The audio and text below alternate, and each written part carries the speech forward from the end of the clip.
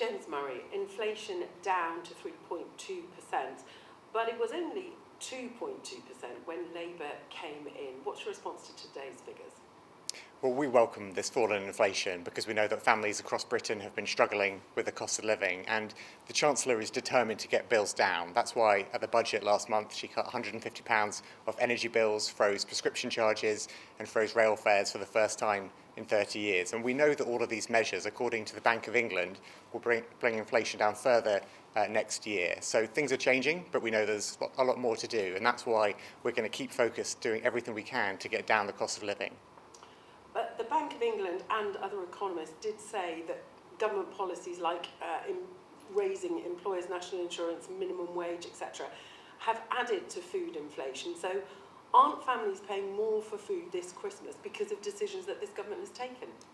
Well, I know that the cost of food is something which all families will be thinking about, particularly going into Christmas. People will be thinking about the cost of going into the supermarket. And we know that global commodity prices have been putting pressure on food prices. Now, one of the things that we can do to bring down food prices is new trade deals. And that's why the reset with the EU is so important for bringing down those barriers to trade and bringing down the cost of things in the supermarkets.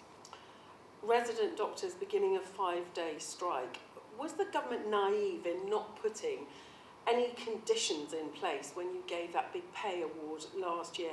And also, this is about shortage of training places as well. 30,000 British medical students applying for 10,000 places.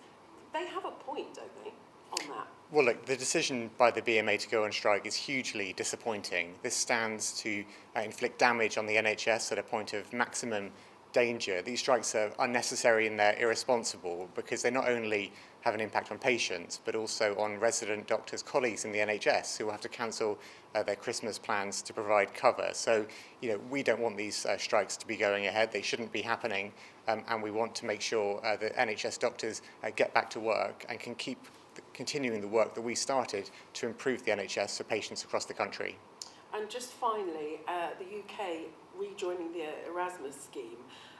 What do you say to people who will suspect that you are just unpicking Brexit bit by bit? And is this a good use of taxpayers' money? Well, look, we're very clear about our red lines when it comes to Brexit, about no customs union, no single market, no return to freedom of movement. But I think we all know that the previous government's mishandling of Brexit caused great damage to our economy. And so it's right that we bring down barriers where there are barriers to trade. It's right that we give young people opportunities, and we reset our relationship with the EU when it's in the UK's national interest.